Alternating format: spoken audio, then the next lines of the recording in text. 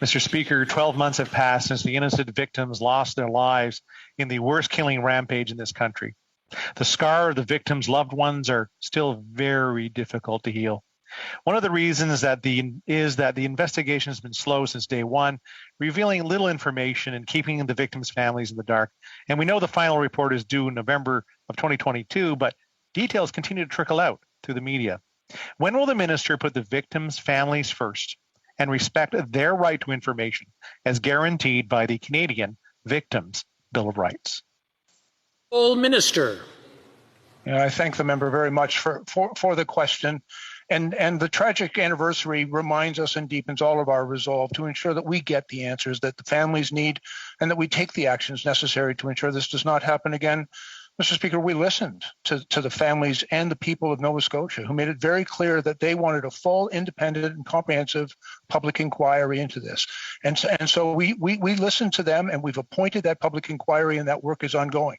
In addition, there's also been a very extensive criminal investigation conducted by the Police of Jurisdiction, the RCMP, in this case, and that work is ongoing.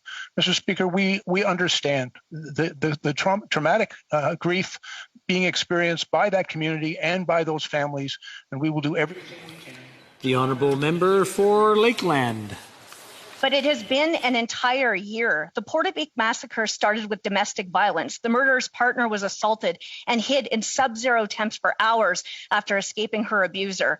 22 people and an unborn child were killed. Despite calls by victims' families and Conservatives for a full public inquiry, the Liberals turned to their old avoid and delay tactics. It wasn't announced for 3 months, only began taking applications for participants last month. Why has the Public Safety Minister avoided and delayed seeking justice for victims of the Portapique massacre? The honourable minister. Yeah, thank you again, Mr. Speaker.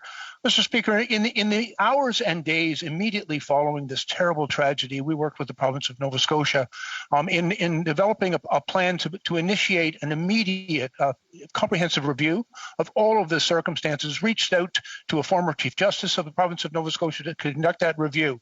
But we then heard very clearly from the families and the communities of Nova Scotia and all of our members of parliament representing Nova Scotia that a public inquiry was required. And we listened and respected their wishes, and we have appointed that public inquiry.